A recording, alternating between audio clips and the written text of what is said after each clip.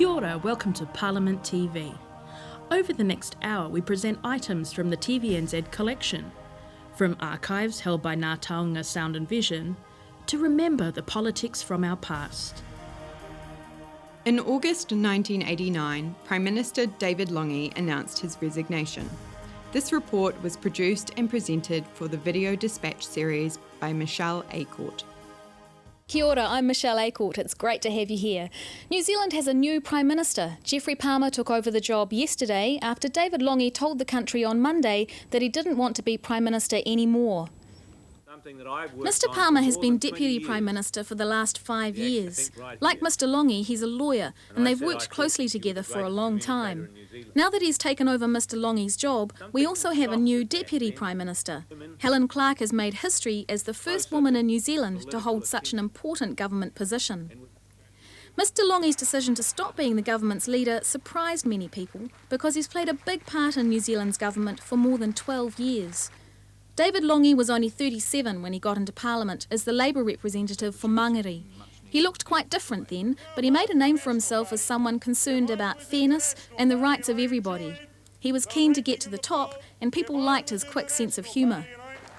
Lange became deputy leader of the Labour Party in 1979, when the National Party was still the government. Labour lost the 1981 election by just 1 seat, and the following March, Lange had a special operation to staple his stomach to help him lose weight. Some people say the operation was to help him look more appealing to voters. At the end of 1982, Labour's leader Bill Rowling resigned, and Lange got the top job, winning the election in 1984 and becoming, at the age of 43, one of the youngest Prime Ministers New Zealand has ever had. He took a strong anti-nuclear stand, banning nuclear-powered or armed ship from our waters, making him famous all over the world. At home, Lange often showed a very human side, something fairly unusual for a Prime Minister. But David Lange didn't always get on with all the people at the top of the Labour government. He clashed with the old party president, Jim Anderton, who has since left and started up the new Labour Party. Back in 1984, he got on well with Roger Douglas, who was then Labour's finance minister, the person responsible for all the money matters. Douglas is famous for Rogernomics, his economic policy that brought both praise and criticism to their Labour government. Just over a year ago, it became clear Roger Douglas and David Lange were fighting with each other. Douglas announced a new tax system, which Lange threw out a few weeks later, apparently without discussing it with him first. They kept on fighting throughout last year until Roger Douglas resigned as finance minister last December, saying he couldn't work with Mr Lange anymore. But other people in the Labour government like Mr Douglas, and last Thursday he was voted back into Cabinet, the very top group of government politicians. Many people think Douglas's return is part of the reason David Lange stepped down on Monday. Another reason could be his health. Lange went to hospital last year with heart problems, and there have been worries about how the pressures of the job have affected his health. At his press conference on Monday, Mr Lange mentioned both of those things, but he also talked about the strains of being Prime Minister on his personal life, especially on his wife and 3 children. I want to pay a particular tribute to my family, to the fortitude of my wife, to the extraordinary lives that children of politicians lead. I want to say that Roy and Byron and Emily have really carried the can the last few years. There'll be no one more grateful than they to see this event on television tonight. I hope that in the years to come they'll be as proud of me as I am of them now.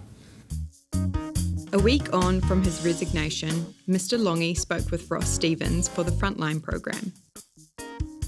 Last Sunday, by his own admission, David Lange, Prime Minister, settled in to watch Frontline. What he saw was a poll putting Labour only 6 points behind National, and National a party divided on itself, something he, more than anyone, would see a mile off. So by Monday, David Lange, Prime Minister, had become David Lange, backbencher. It was indeed an incredible week, and David Lange ended it as he began it.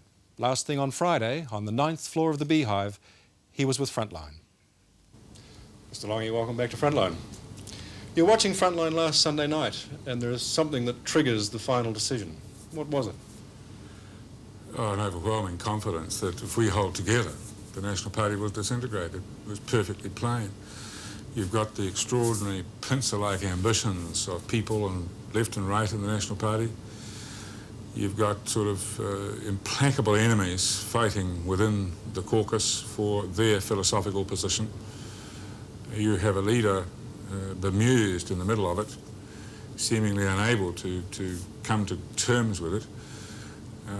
And if we have the capacity to uplift ourselves from the type of situation in which the National Party now finds itself, the victory is assured. I felt that there was from the poll as well clear evidence that the invincibility of the National Party was not assured. In fact, it was almost inevitable from that movement that the government could go through and win. 1990 is going to be a good year for New Zealand, and it should be a good year for the government.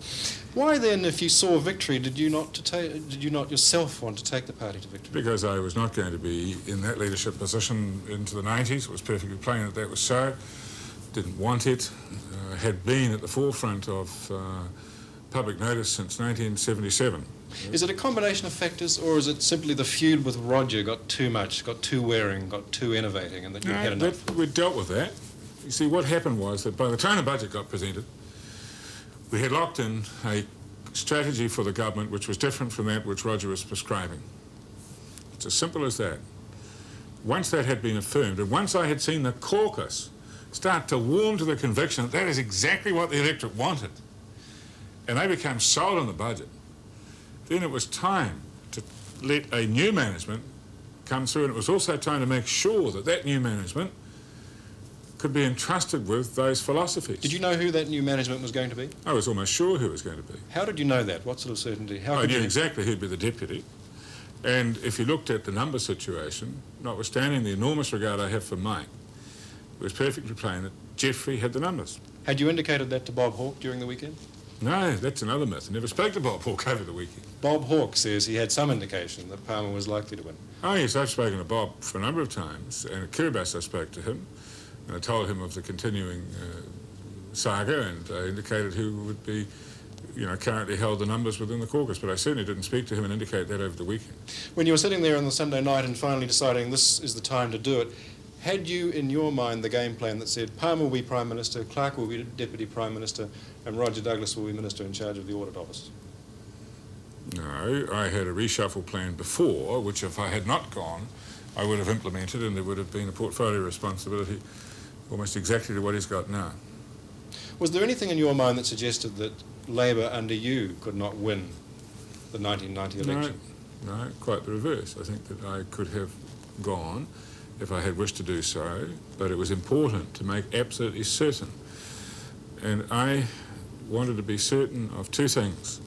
First of all, that we were committed to policies in the budget which would be good for New Zealand, and secondly, that those who succeeded me would be locked into them. And that meant that I had to make sure that those who would advocate different things, go down extraordinary ideological paths, were in fact locked out of the influence. And does being in the middle rank in the cabinet mean being locked out? Yes, it doesn't mean being locked out, but it means that you're police and immigration. Is Helen Clarke going to be a significant asset in terms of being able to win the next election? I think Helen Clarke is an asset. She has the capacity to appeal to a spectrum, part of the spectrum. One of the things about the next election is that it will be fought on a broad coalition of appeal. You will, for instance, notice that Geoffrey is different from me, and therefore other people will take up different parts of the appeal. He'll be the undisputed leader. But there will be, I think, a great deal of effort made to see that the various constituencies which make up an election-winning majority are carefully watered.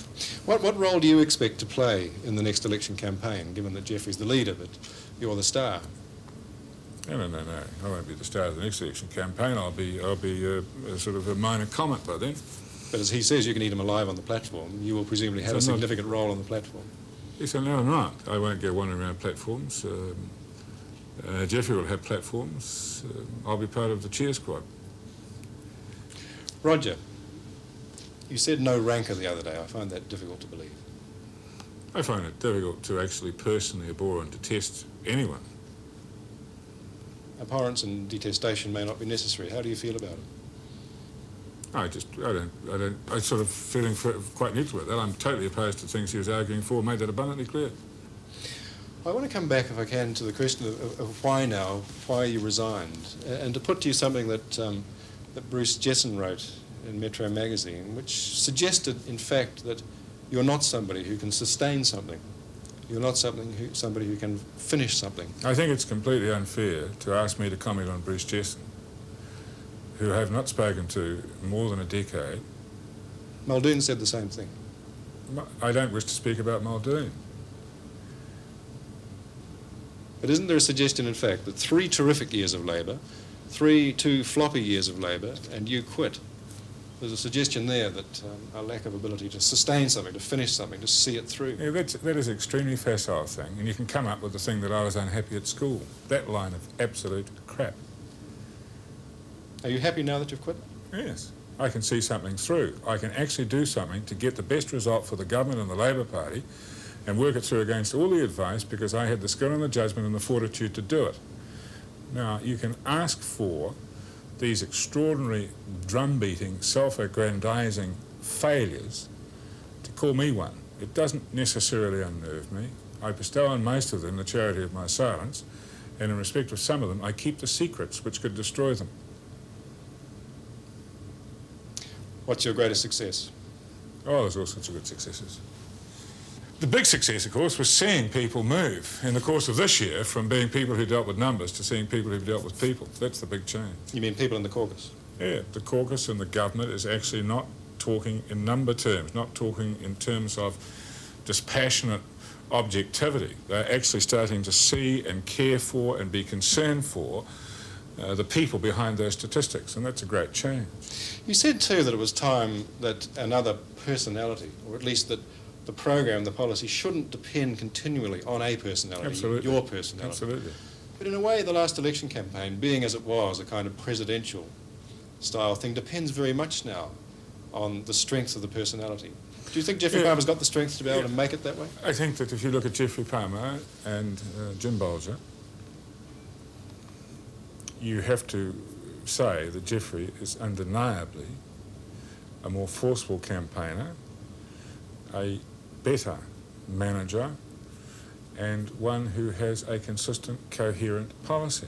Will he have a better chance against Bolger than against Peters? Oh, well, there's a different style there.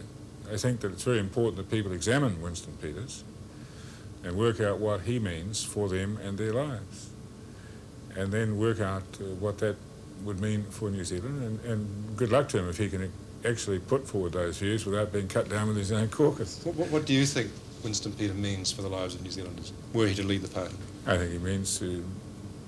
I would not be happy to be a person in New Zealand if he were to have the power to put in place some of his more extraordinary convictions. But that is a premature judgment because, of course, he has been speaking from the luxury of opposition. It's one of the things which people in New Zealand eventually come to sort out. We became the government in 1984 because a year before we had the election, we actually operated as if we were a government in exile. We stopped being opposition larrikins and we moved to become a constructive alternative government. And what we have at the moment is a whole series of opposition larrikins. And I think they probably left it a bit late to be a constructive alternative government. And that's what the people have been waiting for. You see, it's lovely halfway out. You get a sort of a collective series of by-elections. And of course they don't like the dreadful government and it's a bad day and the weather's been crooked and there's all these things going wrong. But then you come up to the crunch of a general election and things harden. What's happened with the gap narrowing so much is that it's actually probably a bit premature, I think. I'd like to see that gap narrowing much closer to a general election. But still, it's good. I think that what has been described as the honeymoon may have been an exaggeration, of course, by the emotion of the moment. I hope that they can keep that up and build on it. Why does the closing of the gap too early worry you? Oh, because then people start to feel as though they've got it made and they rest on their oars. There's something marvellous about the Labour Party. I guess about any political party, but the Labour Party's a long way ahead. In the polls, as I experienced it a few times, they sort of assume certain inevitabilities and people become a bit ill-disciplined and you don't necessarily keep your eye on the ball, as it were. I think a Labour Party in government's always good to be a little bit behind and then to crunch them at the end. Which is a way of saying Labour could blow it very easily next time round, 1990. Oh, anyone can blow it. One television interview can blow it. What's the factor that's going to win it for Labour? It's going to be consistency. It's a demonstration that we understand what people need It's going to go back to having people being uplifted and challenged. It's not going to be an abandonment of what we achieved through those extraordinary changes from 84 to 87. Isn't the lurking presence of Roger Douglas in the Cabinet, in fact, a denial of those things you're No, talking it about? isn't. You've got to work out what it is, what access he has to the levers of state, of the departments who are critical in the formulation of policy and its execution. So, I don't regard that as a problem. Have you ever done a television interview where you've often wished a question were asked that were never asked? No, and I'm not succumbing to that impulse now. It's a way of saying, is there anything you want to say that you've never been asked to say? Good night. And thanks for a great 5 years. That interview was broadcast on the Frontline programme on the 13th of August 1989. Geoffrey Palmer, who replaced David Lange as leader of the Labour Party and Prime Minister, served for just over a year before he resigned in September 1990. This report is from the Video Dispatch programme. Well, this week's biggest news is that we have a new Prime Minister. Yesterday, Geoffrey Palmer resigned as Prime Minister of New Zealand, leaving the door open for Mike Moore. He's our Minister of Trade and External Relations. The change in Labour leader is especially big news, coming only 2 months before the next election. Leslie Patston reports on the career of Geoffrey Palmer, the man who was Prime Minister for just over a year. I told the Labour Party caucus today that I am standing down from the leadership of the Labour Party and from the Prime Ministership. With those words, Geoffrey Palmer stood down as New Zealand's Prime Minister. And with just 8 weeks till the election, 41-year-old Christchurch North MP Mike Moore got the job he'd always wanted. Mr Palmer resigned after recent surveys showed the Labour Party was going to lose the election. His mind was made up when it became clear most of the country's important Labour MPs wanted a change of image and felt a change of leader would do it. Geoffrey Palmer is a scholarly man, an academic and a lawyer. He started out in politics 11 years ago as member for the working class electorate of Christchurch Central. Within 5 years, he'd become Deputy Prime Minister beside David Lange. During his time as Deputy, Mr Palmer put in the hard work behind many of the government's big moves, like the changing of government departments to money-making state-owned enterprises. He was also very loyal to Prime Minister Lange, and that friendship paid off when Lange quit last August, shooting Palmer into the top job. Thanks, Dave. At that time, he fought off Mike Moore to be the Prime Minister. The other MPs liked his stable, no-nonsense approach, but it seems the public didn't. In these days of television, politics is image, and Geoff Palmer seemed to lack the oomph we like to see in our leaders. He tried hard to shake off his stuffy image, appearing on telethon and amongst the ordinary blokes. In government, things didn't go too well for him either. Some of his important laws, like a bill to protect people's rights, didn't get much publicity. But there were some triumphs. Well, Admiral, that was a great trip. Yes, good sir. To see you. Very nice to meet you. Really good. Mr Palmer worked really hard to protect our environment. On the world scene, he helped ban drift net fishing. He also spoke out strongly against nuclear testing and chemical dumping in the Pacific. Under his leadership, New Zealand seemed to get on better with our Pacific neighbours and even America. Mr Palmer's going to continue working as the Minister for the Environment until the election. Then he's quitting politics altogether. The 1990 general election was won by National in a landslide. Labour lost 28 seats, National gained 27. In total, National won 67 seats with 47.8% of the vote. Labour won 29 seats with 35.1%. New Labour took 1 seat and won 5.2% of the vote. National's leader Jim Bolger went on to serve as Prime Minister for 7 years.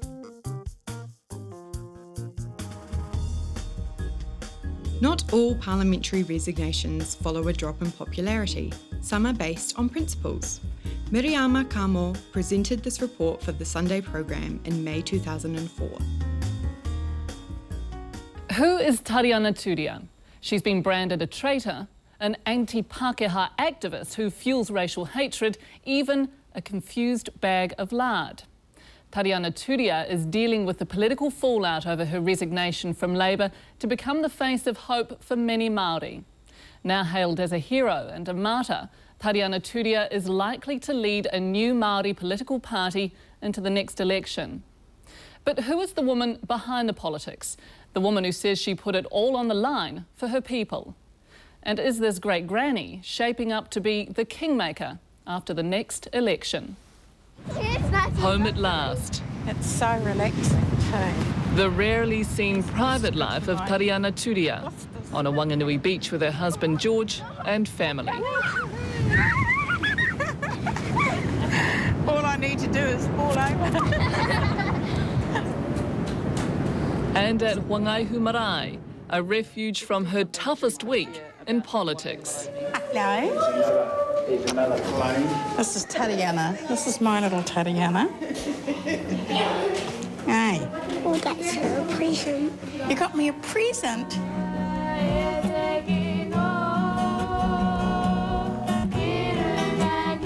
It's a place where labels like anti-Pākehā and activist give way to rather more innocuous titles like mum and nan.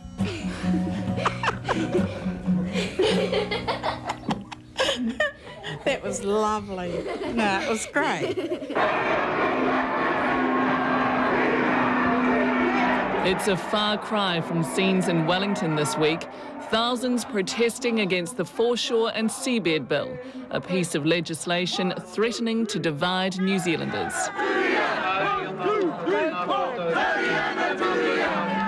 Bathed in a kind of Eva Peron adulation, Tariana Turia became a political martyr. She's courageous, she has mana, and I'm just in awe of her, absolutely. They have shared with me their anger that the bill clearly breaches the Treaty of Waitangi. She's the face of outrage and one of Māoridam's most eagerly awaited political voices. She speaks her mind and she backs up what she says, you know, and it's really refreshing. There's not too many of our Māori MPs that do that. As the flames were fanned during the week, Tariana Turia's whānau was settling her into new parliamentary offices. Yeah, I know. It was in these halls that Tariana sat down to talk about the week's events and her future. In typical Turia style, whānau was alongside. Is this your 15 minutes of fame? Well, it may be. Who knows? So your future is with a Maori Party? Sure is. You seem pretty proud about that idea. You look like the cat that got the cream. Well, I'm excited. I'm excited because I believe that the time is right for our people to be taking their future into their own hands. Look, people criticise us constantly, how irresponsible we are, how we don't meet our obligations when we want to. Everybody's standing up there trying to stop us from doing that too. You can't win, but we're going to win. We are going to win. You're very confident. I am very confident.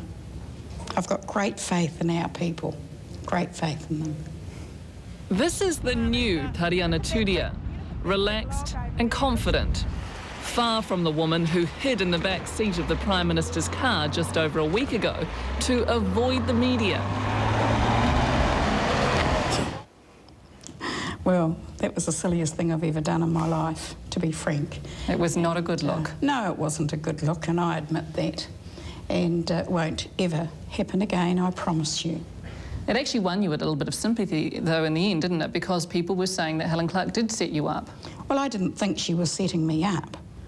You know, the fact that she said to me to do it and I did it, I take responsibility. I'm 60 years old, for goodness sake.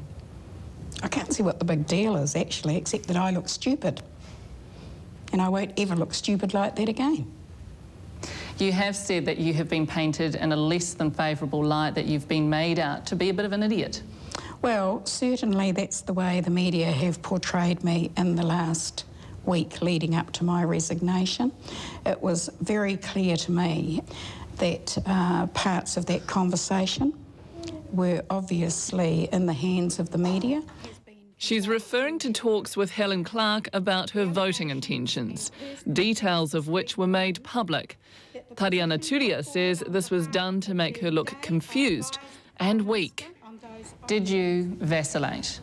I never vacillated. I was very clear that I was opposed to this being done to our people. What about in your discussions with Helen Clarke? Did you act honourably in those discussions? Well, I believe that I've been honourable with Helen Clarke. We didn't have many discussions. In fact, when Helen Clarke knew that I was very opposed, she began to talk to me through other people. Tariana Turia also says she never assured the Prime Minister she'd stay in the Labour Party if she voted against the legislation. You were given the option of voting against the legislation and staying in the party. That's right. Why didn't you? Because in the end, I realised that Labour had enjoyed the trust of our people for years and years and years. And I felt in the end that this was absolutely a betrayal of that trust. There's no doubt that Labour has been hurt by what's occurred with Tari. Does this action strengthen National's position? It can't do anything but. Maori MP and Labour loyalist John Tamahere. He asked to be interviewed with the New Zealand flag in the background. Maori see you as a sellout. Oh, well, so be it. I mean, you know, like some people are welcome to that view. Why are you voting for this legislation? Exclusive freehold title is a no-no. It leads to alienation, and it's not part of our cultural regime. So, secondly, somebody has to regulate your rights to protect them. The legislation allows us a process to crystallise our rights and to protect them. I'm very comfortable with that. But for Tariana Turia, that process robs Māori of their right to test ownership in the Māori Land Court. This issue would never have happened if Labour had allowed our people due process. If they had let this go to the court and the court had have come out and said, this, you know, you either do or you don't, I would have accepted that. I would have accepted that due process had taken place.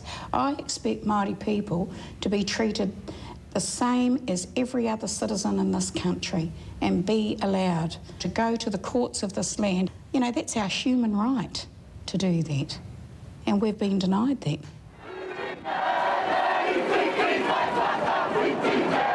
So they marched in the country's biggest ever land march.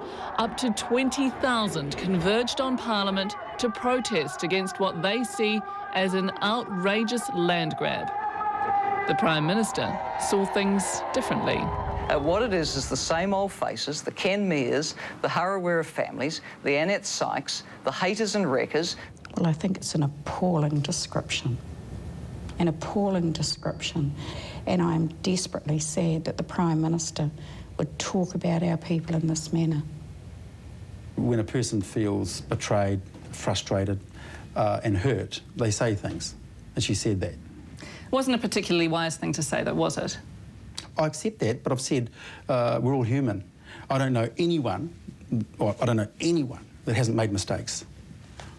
Well, if it was a mistake by the Prime Minister, it only strengthens Māori resolve for a new political party. Well, come next election, we're going to have another hikoi, but this time it's going to be to the ballot box.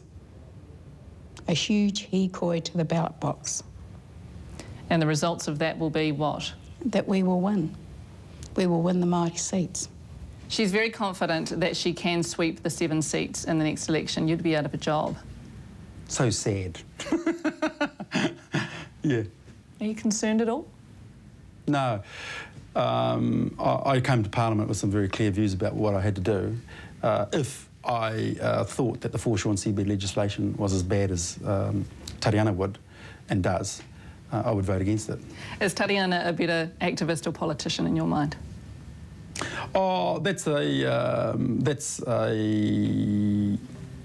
judgment call where the jury's still out on that. The jury's still out on that? Of course it is.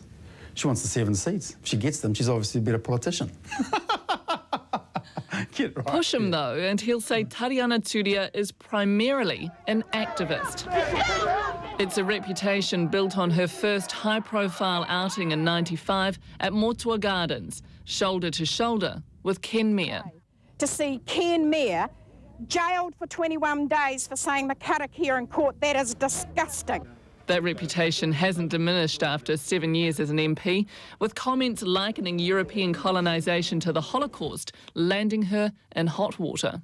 I know that she will be offering her sincere apologies to everyone that she offended. But the activist label is one Tariana Turia rejects outright. You don't consider yourself an activist? Absolutely not. Absolutely not. I'm very pro-Māori. And the sad thing about it is that if you're pro-Māori, people assume that you're anti other people. It's not true. Did Dad bring some milk? Yeah. Not surprisingly, being pro-Māori for Tariana means being pro-whānau. This is a woman who surrounds herself with family at work. It's always, bub, do this, bub, do that, can you do this, can you do that, yeah. And I have to remind her constantly that she's not in Parliament and she doesn't have to order me around. And at home. Hey, so what's Nan been up to over the last week? Getting harassed by the people. Love her or hate her, the motivation for her actions is simple. With 6 children, 24 grandchildren and 5 great-grandchildren, she says it's whānau. Even in Parliament, the whole thing that's driven me has been about wanting to meet the aspirations of our whānau, wherever they are around the country. Next step is the by-election. But with other parties refusing to stand a candidate, it's shaping up to be a one-horse race.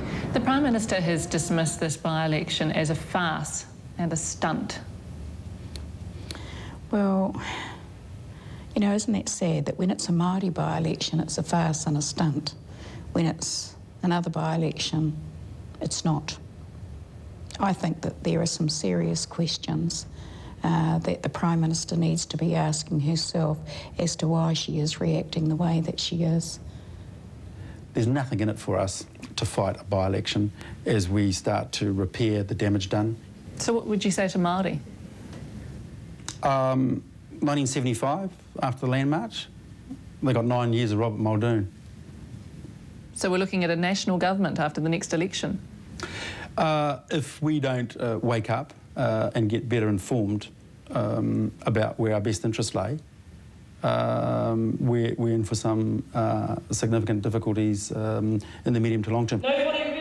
If Tariana Turia's party wins all 7 Māori seats at the next election, it may position her to decide the balance of power. 1 vote opposed. An idea she relishes. If we were in coalition with the Labour Party, do you really think that the bill would have gone to the extreme that it has? No, it wouldn't have. Will a coalition work between a Māori party, as you are suggesting, and Labour? I think that a Māori party can coalesce with any one of the parties who are here in Parliament. So let's be clear, it doesn't matter to you whether National or Labour is in government? In the end, no. Will you be ready for the next election? Oh, we will be absolutely ready. Absolutely. Tariana Turia says she's confident she could stand as an independent or leader of a Māori party, even in the event of a snap election.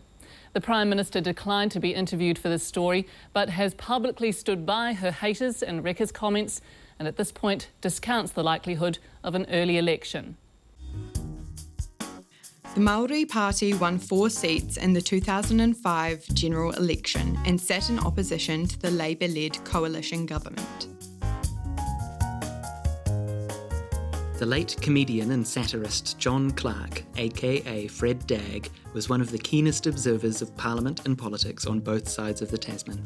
In 2004, broadcaster Kim Hill interviewed Clarke at his home in Melbourne for her face-to-face series.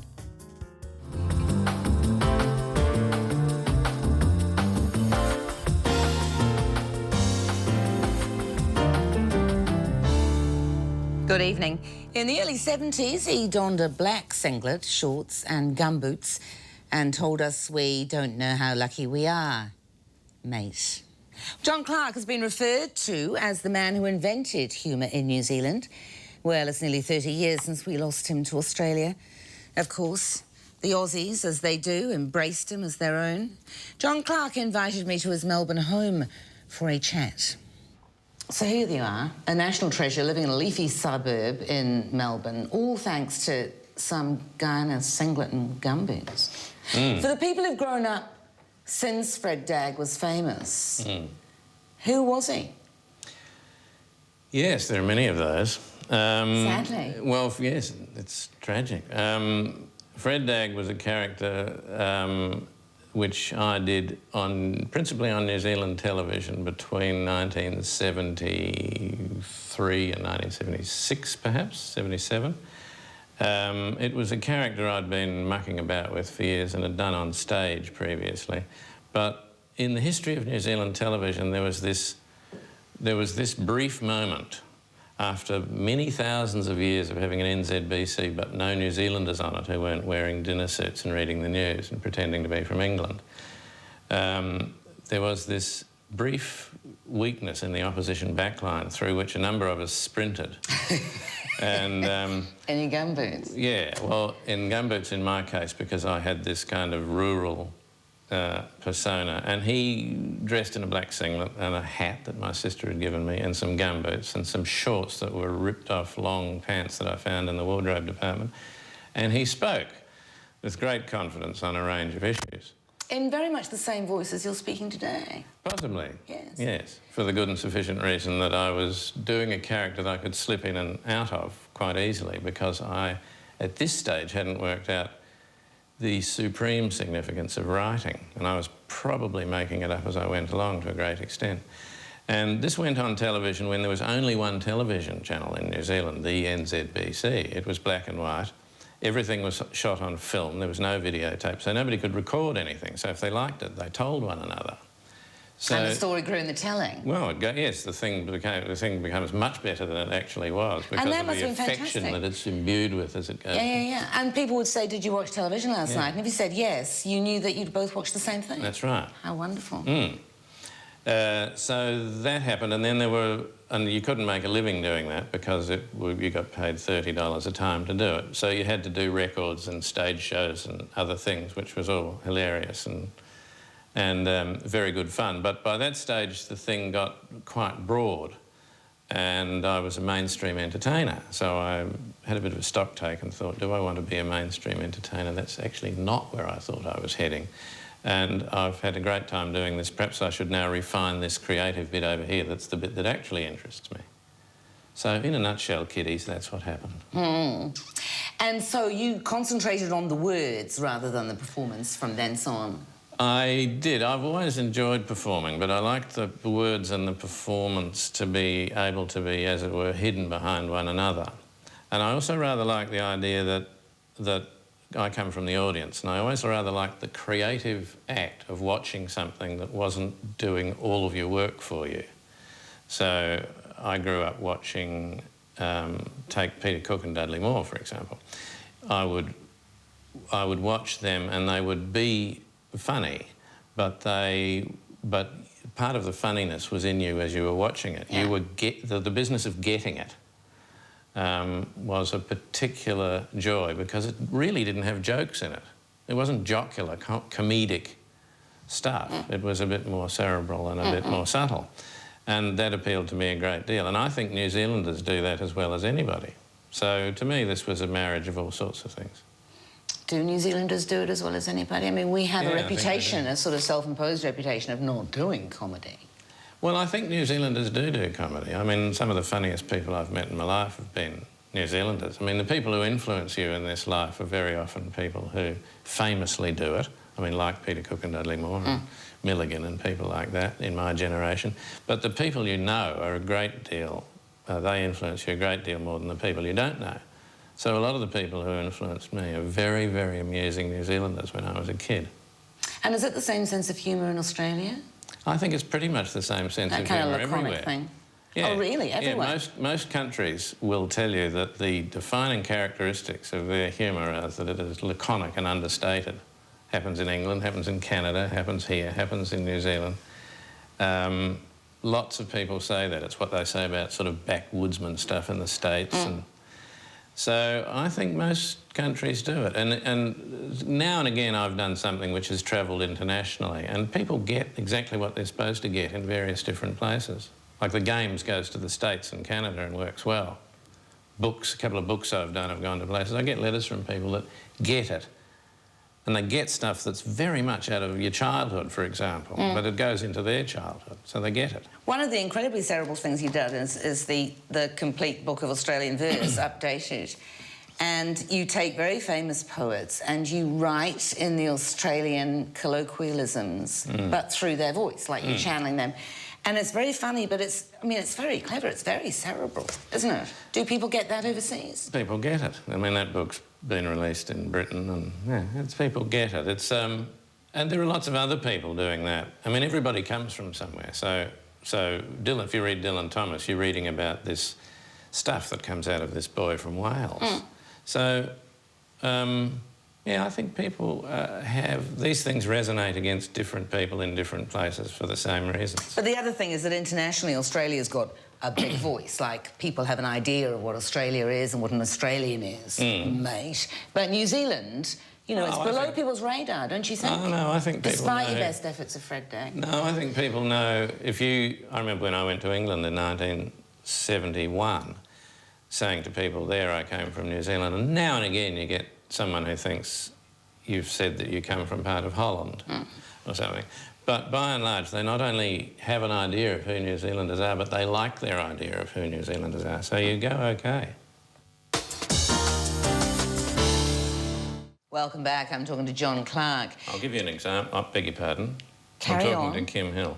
I will give you an example of what we were talking about New Zealand humour. Yeah. A few years ago we were back in New Zealand and we had the kids with us, and they were about sort of 8 and 4 or something. And I was talking to an uncle and aunt of mine, and the kids went missing, and I realised they were outside with my uncle. I saw them wandering around in the garden, and we said as we were driving away, you know, what were you doing out there in the garden? And they said, oh, he was just showing us the garden. And I said, did he say anything funny? And they said, no, nice man. He was very interesting about the garden. I can see why you like him, but no, he didn't say anything funny. I said, he didn't say anything funny at all. And they said, no, not at all. And I said, what did he say? Exactly, tell me what he said. And they said he was explaining to us how he'd trained all of the flowers in his garden to face the sun. Now, when they came there, they couldn't do that. He trained them to do that, and we checked all of them, and he had.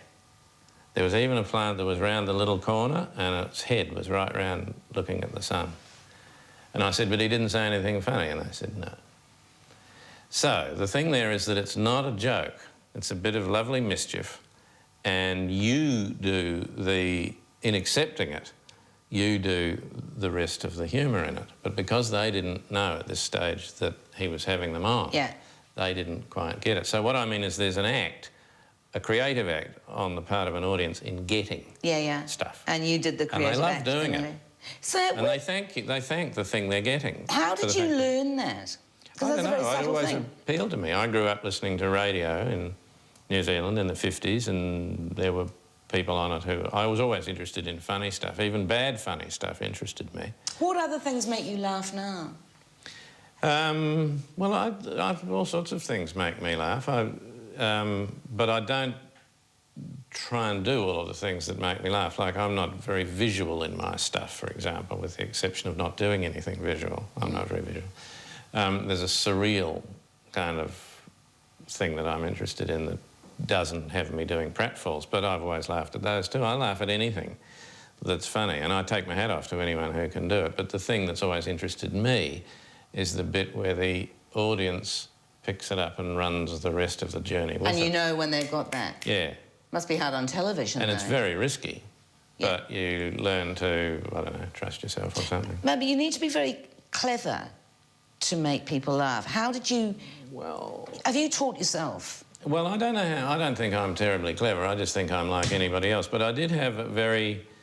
I had a very good primary school and university in Palmerston North at College Street School, which had nothing without Labor written on the front of it, which I thought was a very depressing thought. Like Arbeit macht frei. Yeah, exactly. Exactly. I thought, how appalling. You're just not, you can't have any fun without working your ring off. I mean, this is just a pain. And then university was the beginning of everything I've done since. When I went to university, it was like diving into a pool of people who were extremely interesting and generous-spirited, and we're all sort of experimenting, finding the edges of who we are at that age, and that was fantastic. And the influence my friends have had on me has been considerable, and they know that, I think. Well, you just told them in case they don't. Well, they should be told. I learned all sorts of things from them. I met people who could do things I didn't know could be done. Like? Well, I met people who could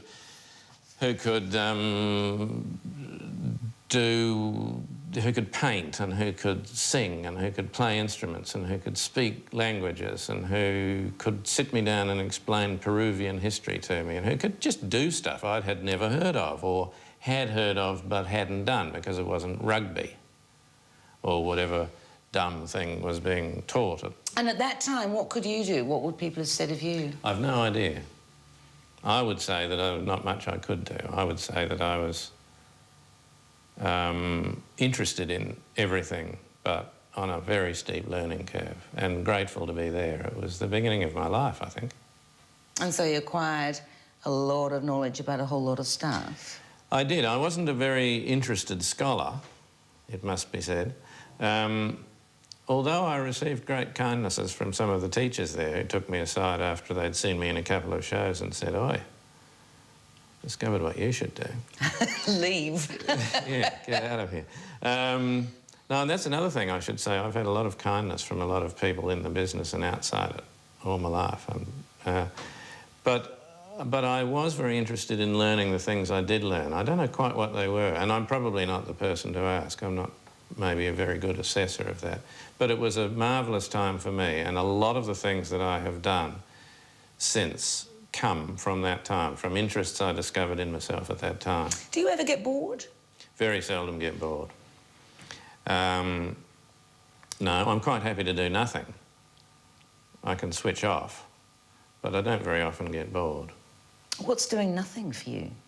Well, doing nothing would be sitting around, not reading or doing anything, looking out the window or going for a pointless walk. Wonderful. I'm quite good at that. I imagine your brain's working all the time. Oh, no, it's not. It's switched right off. Really? There's only off and on with me. There are no gradations. If I'm doing something, I'm right into it, doing it as hard as I can. And if I'm not, I'm absolutely in neutral.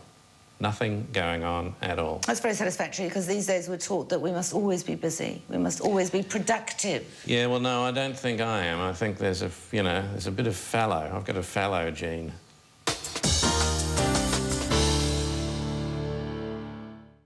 Welcome back. I'm talking to John Clarke in Melbourne. You don't only do your mock interview on the 7:30 report, and tonight you're being Peter Costello, post-budget. I feel I will be, yes. Which is inevitable. You also make films, you produce, you've already produced a couple of books in film, TV film versions by a guy called Shane Maloney. You've diversified extraordinarily, haven't you? Yeah, I like diversifying. I think, it's good to learn some new stuff. And, yeah, I have a small film company with two New Zealand lads, Jay Castles and Sam Neill. Called? And the film company's called Huntaway Productions. It's a very good name. A good name, yeah. And we have been involved in a few things, including these two telemovies, and I directed one and Sam directed the other, so we're actually both learning some new tricks. Could you ever have stayed in New Zealand? Could we have kept you? Well, I think it would have been hard for me to do all of the things that I've done in New Zealand, partly because of the fact that broadcasting at the time was a bit more limited, and it was very hard for me to get on television, for example. It was a bit of a fight at times to be there at all. And I had to box exceeding clever. I had to run some commando raids to get in there at all. How did you do that? I did it by doing some commercials. I did it by doing some things in some current affairs shows, but not requiring to be paid a lot of money, but by then converting that into doing some albums and things like that, I had to think about how I was going to make this work. So when I came here, I was offered a whole lot of things that I'd basically done before, only a lot more money to do it. But that wasn't the point. The point was to do some things that were different and to learn a lot more about what genuinely interested me. And so that's what I have tried to do. And I've been very lucky. I've worked with some fantastic people here, and I've been associated with some excellent things, and, you know, a few of them have come off. What do you want to do next? Well, I don't really know. The film thing is pretty interesting. We've enjoyed developing this film company, and we've got some things we'd like to do in New Zealand, as well as over here. And I think that's pretty interesting. And I really enjoyed directing, partly because I'm now of advanced years, I suppose, and I sort of have a bit more confidence about backing my instinct in the case of getting the performance out of someone else rather than just doing it myself. And you don't mind that? You're not fixed on doing it yourself, performing yourself? No, if I could... No, not at all, I think. And collaborating is wonderful. One of the things I've found... Fred Dagg was a wonderful, wonderful time in my life, but one of the things that I noticed about it was that I was doing it on my own, and what I had really loved about performing when I was younger at university was doing it with other people. Just the cross-pollination and the engagement all the time. And when you're doing sort of one-man shows, it does have that limitation. It's one of the reasons that Fred Dagg would often answer the phone. It was to get another voice in. That's so sad. It's dark and lonely work. So I have really enjoyed collaborating with a lot of people, and I enjoyed it in New Zealand as well. It's a great business. It is. I was just thinking that New Zealand is... You've said it, Sam Neill's said it, your collaborator in Hunter Webb Productions is a sad, bleak country at times, and it's filled with unease. Do you think? I mean, Fred Dagg, if you strip Fred Dagg down, you know, he's kind of a sad... Well, Fred Dagg was never terribly worried about anything terribly much. He always knew there'd be an answer. And he had a system. He had a good support from his spouse, the old Sheila, and he had 7 sons, all called Trevor, and they ran a very, very good operation up in the Taihape area. And there wasn't much that he couldn't deal with. He had a very practical solution for everything, often a piece of wire or the thought that the wrong bloke was in charge. I wonder what he'd be doing now, though, you know, post-deregulation. He would think the same, and he would rather regret... I bet his sons wouldn't be on the farm with him, though. No, I don't know where the sons would be, but I think he would regret the fact that he had paid an enormous amount of taxation over a number of years to some governments who had given away the assets. I think he might get a bit ropeable about that.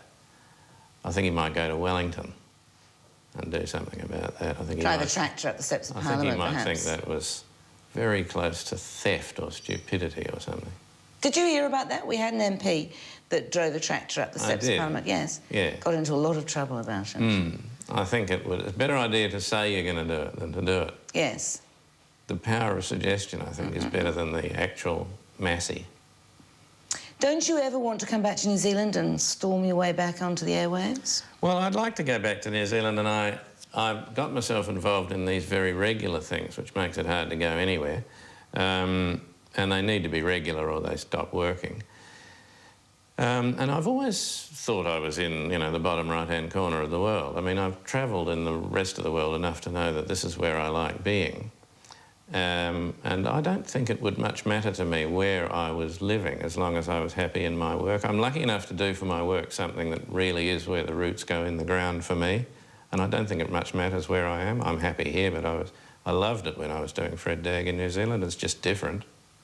And as you said, your singlet and gumboots are at Te Papa. Perhaps when you shuffle off this mortal coil, we could, like far lap, have a bit of you mounted. Well, actually, that's another reason I was thinking of going back, because they're going to do something. They're going to exhibit them or something. I imagine. So I might go back for that. Well, that will horrify all the purists who don't like the Kelvinator fridge next to the Colin McCann. I wonder what they'll juxtapose you with. No, exactly. And you could curate it yourself, of course. I'd be delighted to curate it, and it would be an education for the majority of the New Zealand population who weren't there at the time. You could come over and commentate on our upcoming election, of course, which is looking a bit troublesome for Helen Clarke. It is looking very interesting, yes. It's character building, isn't it? It is suddenly getting very interesting. I think the one here will be interesting too. Not to say the one in America won't be interesting. No. The one in Britain might be interesting. Not to say that. Not to say that. It's been very nice talking to you. Thank you. I appreciate it. It's a great pleasure. Kim Hill's interview with John Clarke was broadcast in May 2004.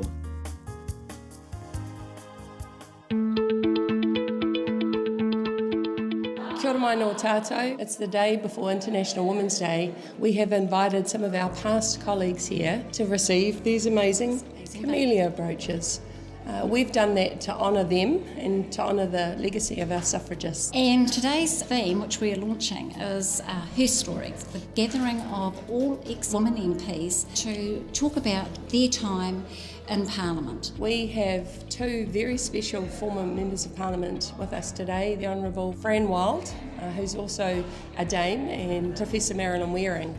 They will be sharing their stories of their experiences of Parliament. In 1981, the overall election result wasn't confirmed, and as I was walking down, the television screen was announcing that Fran Wild had just won Wellington Central, and I let out a huge whoop of joy. And the National Party women standing in the doorway turned around and said, "But Marilyn, she's Labour." And I just said, "Look, if there aren't more women in there, I'll leave. I just can't stand this anymore." I do remember the swearing-in day with Marilyn, the affirmation. 8 out of 92 were women here in 1981. Colleagues got really strange when we sat together in the members' dining room. What's cooking here? Is this a feminist revolution? It was just pathetic. For me, I had these 3 little kids, and obviously childcare was going to be a pretty big issue. So while I was in Parliament, I had an arrangement with 2 or 3 wonderful young women, and Ruth Dyson was one of them, who came and lived with me in turn as a member of the family, and they were there when I had to be here, and I could not have done this job without that sort of support. Doug Kidd tried to introduce a Status of Unborn Children Act. But the night before, Anne Herkes had come beetling into my office. She handed it to me. I said, "Well, we know what we've got to do. We've just got to put up another bill that's completely the opposite, because we know what they'll all do, then they'll just vote them both down." So it was probably about 10:30. I went racing down to the Clarke's office. I said, "Just draft a bill. It's just a woman's right to choose. I don't care what it says, And by midnight, I had a bill. And so in caucus the next day, Kidd was there to tell everybody that he had taken it upon himself to introduce this bill. And I remember standing up and fighting it. And then I stood up and said, "Well, there'll just have to be 2 then." And Muldoon said, "Oh, Miss Waring, but you have to have a bill." "Yes, I've got a bill," I said. And so they were both voted out. Within 2 hours, this is the photo of all the women who'd voted together to get rid of Kidd's bill, and I thought it was a really great shot. We certainly worked across the House on those issues that were important for us. So violence against women, rape laws and abortion tended to produce a degree of activism from the women in both caucuses. The importance of this institution, it's absolutely critical. Despite all of that, the sexism, the misogyny, the put-downs, I actually enjoyed a lot of this. Was great. It was a great time of my life. But I'd just say to you women MPs today in particular, more strength to you. You need to keep on pushing for the improvements and changes. Keep working with it. Kia ora tātou.